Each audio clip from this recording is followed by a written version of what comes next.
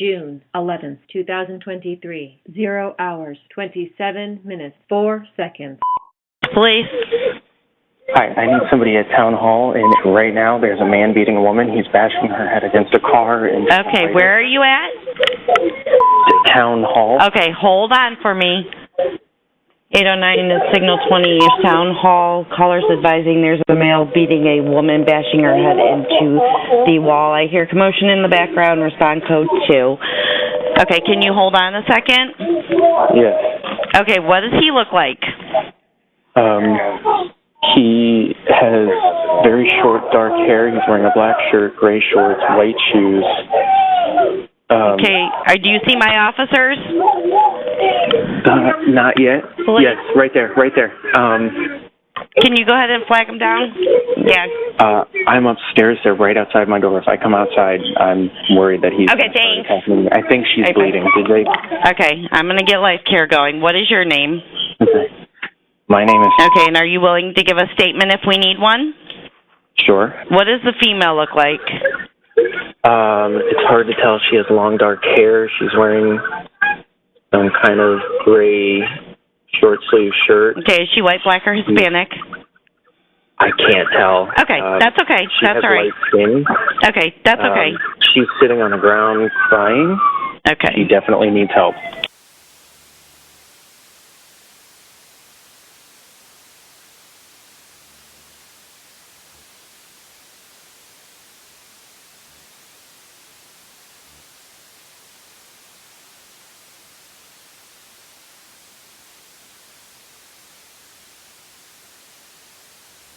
My pregnancy was really challenging for me because I spent 90 days of it alone. I kept it kind of hidden. So unless like you were like a client of mine or like at work, like I didn't really have many people to talk about it with. So that was pretty hard for me because all my friends and I were like, pregnant at the same time. And then it was like everybody's starting their families and everybody's happy. And I'm alone by myself because now my boyfriend at the time is arrested and in jail for our first domestic violence. So that was a little rough for me because you get to see everybody else very happy and excited and, starting these families and finding out what they're having. And my boyfriend got arrested a month before my gender reveal. I'm the third mother to his fourth child. And that was a little devastating for me. To felt like I put myself in a situation that like I could have easily avoided. He's 6 years older than me, so that was kind of a red flag. But to me, it was just like, we were kicking it, we were having fun, and then fun turned to serious real fast. I did not want to be pregnant. I looked at him, and when I found out that I was pregnant, I was like, holy shit, like, I was like, I don't want to have a baby by you. Now you look at your child, and you're like, how could I ever even say those things? How long were you guys together for? Not a long time. So it made it very hard to try to understand all of these emotions that I'm feeling while pregnant and, thinking like, oh my God, like I'm in love with this person, but this person is hurting me. Like this person doesn't even know how to properly love me. And I didn't start getting abused until I was pregnant.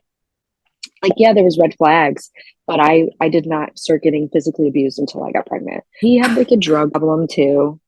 I think his addiction was a big part of his problem. What drug? He liked cocaine a lot. And I just knew that he wouldn't be able to keep me and my daughter safe. We had a TPO. And I just was like, I want to be together. Like, I want this family. I just, I know addiction is, when you love somebody with addiction problems, it makes it so hard because it's like you want to see the person that you see when they're not at their worst, at their best all the time. So like, it's like, why can't I fix you? So I just wanted to give him what I felt like he deserved in the moment. What I kind of felt like that's what he deserved. And then you realize, okay, like shit, like maybe I was wrong. Maybe everybody was right about you. Maybe I should have listened. So it created all these problems, it caused stress with my family. Arguments with my family. I'm raising this baby by myself, so they're preparing for me to be a single mom regardless of what me and him decide to do. When you were pregnant, like what was the main thing he would do to you when he would get mad, or like, because you said he never punched you in the face, so like I want to. Yeah, he would choke me. We were together from March of 2022, and mind you, I had just gotten out of a previous domestic relationship. It was more verbal. Yeah, so Yeah. like I'm young, I'm kicking it, I'm having fun, I'm feral, I'm a wild animal. Like I'm just like, okay, I just got out of this with this controlling loser. Like I want to like just kick it. He was fun. We were kicking it. Like I met him in a bar. So That was always part of the happens. problem. And I had known him like previous to that. So like a year prior to that, like he knew me for a few years, but like previous to that is like I'd started kind of hanging around him on and off through my toxic relationship. So for whatever reason, I didn't think I was gonna end up being his girlfriend. And then he doesn't really do stuff like that. So then he ended up making me his girlfriend. And I was like, I must be special. Like so very delusional. Very yeah, very manipulative. But then when you look back, you're like, I really defended all that. Like I really did all that. Like I acted like that. I caused the scene. I let people think like it was so bad. Yeah. So I was just like, I can't no longer defend you. You did what you did, and he blamed me for putting him in jail. And I'm like, it's not my fault. Like you can't be enabled, and you being Yeah. enabled is our biggest problem.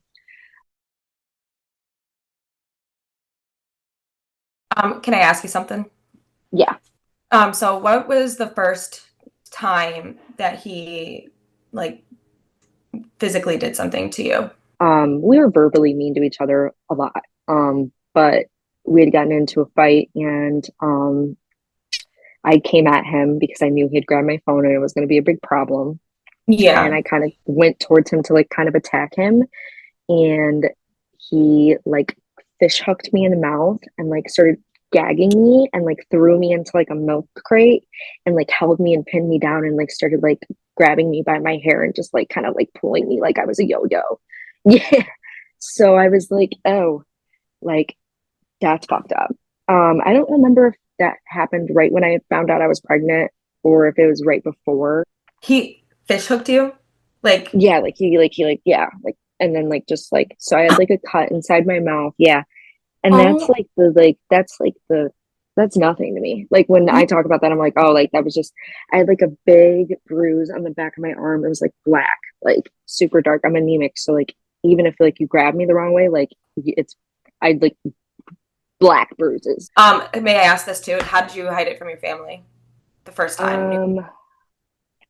I my friend had actually seen my arm and she had asked me like what happened, and I was like, oh, like I fell into something, we were arguing, and he like kind of pushed me, and she was just like, you think that's like normal? And I was just like, no, like, but it was just like I fell into it, like we were arguing, like it's not gonna happen again, it's fine. Oh my And she gosh. go like, I hope like it's nothing more serious than like what you're saying. Like I would Yeah. hate for that to be a thing. The more and more physical it ended up getting, the more my family eventually had to get involved. Like later into my pregnancy, his neighbor actually had saw him dragging me up the driveway. Yeah. What an idiot. Yeah. So they came outside, and mind you, they would hear us arguing. Like the walls were paper thin, the windows were paper thin. You could hear us Yeah. arguing. You could hear him walk. He was just a loud person, very aggressive. Yeah. So I was like, stop, like you're gonna hurt me, you're gonna hurt me. And I was like always scared, like if I go inside with him, like is he gonna keep his cool or is he gonna freak the fuck out? Like what is gonna happen? So the lady, the neighbor to like I want to say, I don't know if it was a girlfriend or a husband or like a husband and wife or a girlfriend and boyfriend, but she walked outside and she seen it, and he's standing behind her, like the man of the house. And she's like, what the fuck are you doing to her? Stop fucking touching her. Like you guys argue like this all the time. Like I'm fucking tired of it. Like leave her alone. Like, do you want to come over here? Like, do you want us to take you home? I was like, I just want to go home. I just want to go home. Please just like let him like get him away from me, blah, blah, blah, blah. And so I think this was like a few days before my baby shower, actually. I just try to have to pretty much like act like I burned myself because it looked like kind of like a burn mark from like a curling I've iron. before too. Yeah, Yeah. so that's kind of what it looked like. But really it was like from him like yoking me up. Other than his mom, I know you mentioned his mom, how she kind of enables him. Is what about his other family members? Were any of them kind of like holding him responsible for the stuff, or were they Yeah, kind of also yeah, him? Okay. yeah. I'm very close with his stepmom. They're very supportive. They help me a lot over there. His sisters, his siblings, they have a great relationship with her. So I'm very thankful for that. My daughter comes from a very blended family. Like my parents aren't together, his parents aren't together, my boyfriend's parents are together, but they have a very big Hispanic like upbringing. So she's surrounded by love to where like if he was to never get his shit together, it wouldn't matter. She has so many Yeah. people who love and support her. So I'm very thankful for that. So there was a light at the end of the tunnel. I felt like it took me longer, but it's like at the same time, if what happened to me didn't happen, I think I would have still stayed. I was 2 months postpartum. Oh my God. We went out that night. He didn't specifically want to go out that night, but I did. And together we had a little bit of a jealousy drinking, like it was like a competition sometimes. Yeah. So I ended up leaving him there, and I texted one of my girlfriends. I'm texting her, she's not responding. She was active like 10 minutes ago on Facebook, so she had probably just fallen asleep. And I'm like, oh my god, like I just need her to answer. Like I just have a bad fucking feeling. I ended up leaving the alley that I was in, and I seen him walk outside, and he walked to the like where the car was. He goes flying past me in my car and parks it in a handicap parking spot. He was way more fucked up than I was, but I was pretty drunk too. But I didn't realize like how fucked up he was. So we get to the car, or I get to the car. I hurry up and run to the car because I see him walk back into the bar. So I'm like, okay, now's my chance. Maybe, possibly, he left the keys in the car. Like, like who knows? So I run to the car. I get in it, and it kind of like turns on just a little bit. So I'm like, Yeah. oh, okay, like maybe it's about to turn on. So I try to turn it on. I try to put it like freaking neutral. Like I just want to get out of there. So I look up, and as soon as I look up, he's standing outside like the car. So that's why it kind of turned on, because he was like coming towards the car. He's like, get out of the car. Like, come on, what the fuck are you doing? He grabs me by my hair and then like pulls me like in his direction. So like we're facing each other, and then like Yeah. lifts me up above him. So now I'm like looking down on him, and he's choking me. And we're on concrete. Slams me down into the concrete and starts literally like choking me to the point where like I'm like trying to like grab, like there's nothing in my area to grab. I'm trying to, and I kept telling, I was like, you're killing me, you're gonna kill me, you're gonna kill me. And I'm trying to say, get these words out, but it's not coming out like very well. So it gets to the point where I start pissing myself. So I'm pissing my pants, and I'm like, please stop, you're gonna kill me, you're gonna kill me. And he's not talking anymore. Like he's not saying anything. Like his eyes went completely black. And so then he grabs me by my hair, and I'm like kind of like walking, but kind of like being dragged at the same time. And there's like this brick wall in like the middle of like two, like a restaurant and then like an apartment building almost. He's like slamming my head into the brick wall. So I'm like trying to move my head so like he doesn't get like my nose, and like then I'm like, okay, well if you get my nose and like you break it the right way, like I'll fucking die. So Yeah. slamming my head into the one side, and then like taking my head and spinning it around and slamming the other side into it. So at this point my head's like out to here, like on both, like it's deformed. So then after he stops doing that, he drags me to the grill of my car, and like pretty much like just throws me from side to side like I'm a fucking volleyball. So he's grabbing my hair like from the back and taking it to the grill of my car, back onto the concrete, grill of my car, onto the concrete, grill of my car, onto the concrete. Where So was people thought like nobody was there. It was like Oh, it wasn't an alley, but there was just nobody coming by at that time. I yeah. was like, what the fuck is going on? So I'm like screaming at the best of my ability. Like I'm weak at this point. Like I'm drunk. I'm in shock. So and then like he's choking me again, and then he bit me, and then he stopped. Yeah. So I was like, I'm like a fucking wild animal. I'm being attacked. Like I'm a fucking animal. And then at that point he's like a gorilla. Like he's like bear crawled over like on all fours. Yeah, like literally looks insane and is looking back at me, and I'm like leaking blood, but I didn't know if it was like my head was cracked open because I'm like, mind you, I can't feel nothing. I feel nothing. Yeah. So I'm in like complete shock. So I like, and that picture I sent you, like where like I'm leaking blood, I took it because I was trying to look and see like where I was leaking blood from. Was Yeah, like I might have even. Oh my Yeah, God, that was literally like, I'm literally like sitting there like, and so like I took a picture of it so I could send it to somebody so somebody could know like, hey, like some like this just happened to me, like somebody needs to know about it. Yeah, and he's looking at me and he's just like, you could see like the fear in his eyes, but it was almost like, are you fearful because you couldn't believe what you just finally did to somebody, or are you fearful because you know this is about to be over for you? Yeah, fearful You're because fighting, right? I look I look up and like to the corner of my eye, I see like the red and blue flashing lights and they're just driving. And I was like, oh my God, like this is over. Like this is over. This is never going to happen to me again. Like, and it didn't. And they pick him up and they grab him and they detain him and they're, asking him questions. And he had said like, I don't know, like she was hitting her head against the brick wall. Like she went crazy. I was trying to get her to stop.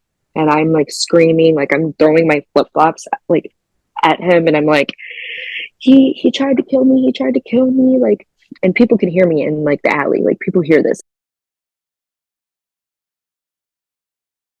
When I finally had gotten into the ambulance, they hooked me up to an IV, and he looked at me and he was like, "Hi, honey. Like, can you tell me your name and everything?" And I was coherent. I remember all of that. And he was like, "All right, like I'm gonna pump you with fentanyl." And mind you, I haven't seen my face yet. My face in that picture, like it looked bad, but it didn't swell yet.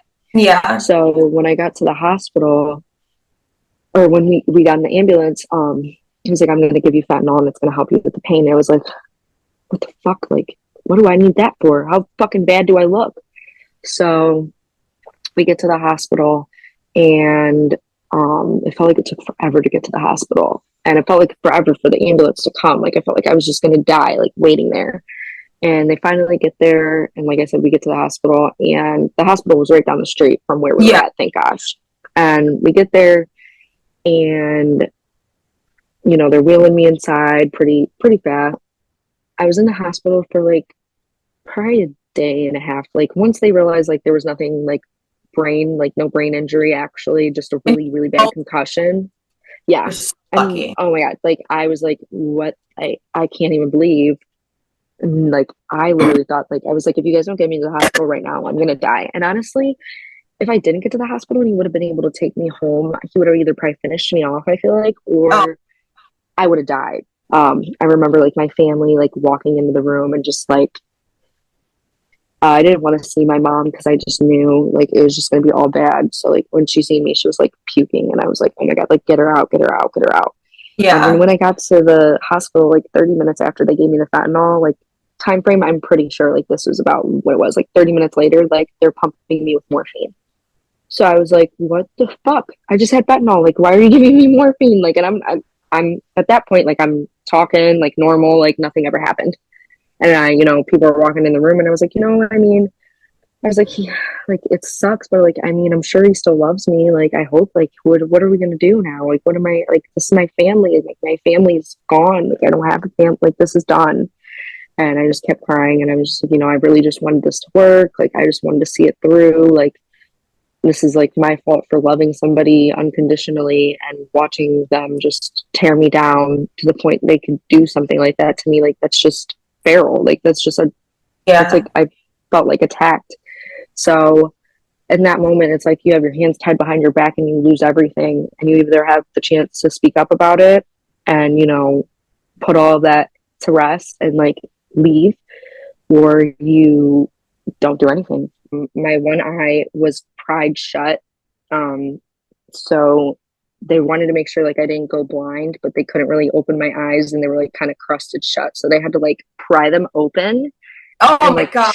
like yeah, like stick air like something like it was like looked like a little pen, and it shot air out of it to make sure that I could blink and I could see. I could see, but like I was so like heavily like sedated that I like couldn't really like talk. I had like a big gash to my forehead that like bruised from the inside out, and then it had like a cut. I had a cut underneath my eye. I had a big hematoma to my jaws and a cut in the inside of my lip from like biting on it. Yeah. So like a bunch of the inside of my lip was like missing. Ooh. And then that's what was bleeding. And then this was all broken right in here, like right all here, and Oh my then a little bit right here. God. My like head on both sides was like completely swelled up, and then I had knots all over my head, and then I had like cuts and abrasions all over my body, and then I had lacerations to my neck, and then a bite mark. May I You're fine. ask, so what was he charged with? I feel like he should have got way more than 4 years. He got charged with 2 domestic violences because he was fighting one from when I was pregnant that he was still fighting, and we were going to court for literally like that month. And then he got another domestic violence with me because it was a domestic relationship, and then he got a felonious assault because of the like it being not at home and the like crime, and then probation violations because he was on probation. Okay. So yeah, he got all of that. And then he took a plea deal, and I mean that was he knew he wasn't. If he would have took it to trial, like actually, it would have Oh, never. It would have, and then that would have just been more traumatic for me. Like I didn't want to go through anything more than what I had to go through, and I'm very thankful for that because I couldn't imagine seeing pictures and having a jury and just all of this extra shit that I just did not want to deal with. I just wanted to do yeah. this and put it at bay, and like kind of get my closure from that. And it's like I'll never receive closure. I'll never receive an apology. I don't want it. I did what I did. That was my closure. What did you have? Was it in front of him? Like, did you testify in front Yeah, of him? he was there in person. He didn't look at me not once. The only time he looked at me in court was like the first time when he seen my face after. If you had anything to say to people who are too scared to come out, what advice would you give them? To see it through. That is like the best advice I could probably give anybody, like to put your kids first, to put yourself first. It's okay to be hurt and vulnerable and broken, and you might be like that the rest of your life, but to know that like you're living and breathing, and you get that opportunity because you left that situation. I just think a lot of people just don't think like, yeah, like he hurts me and he abuses me, but I'm not gonna die from it. Like Yeah. women die from it all the time. I feel like it's not a big topic that I feel like is really expressed or talked about enough. So Yeah. I just feel like I've, become an outlet for other people, and I wish I could just spread my voice from like high above and just like let people know like this is not like how you get treated. This is not the way somebody loves you. Somebody who loves you would not put you in those predicaments to put you in these unsafe environments and situations. They just wouldn't. Yeah. So um that's really like my biggest advice to anyone. Even if like you're even just mentally abused, like nobody deserves to be looked down upon and frowned upon and treated like garbage. Like that's just not it's I broke a generational curse that like could have been cursed on my family and families to come had I stayed. So my biggest blessing is like, God was like, okay, you're in this situation. It's really rocky. It's really crappy. Like you don't deserve it. I'm going to get you out now because if I don't, like you're going to die.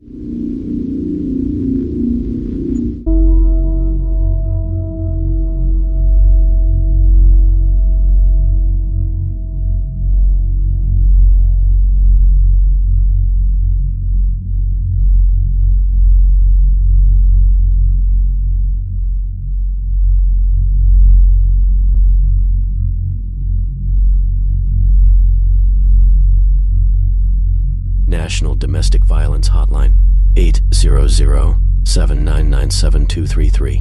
Don't be another statistic.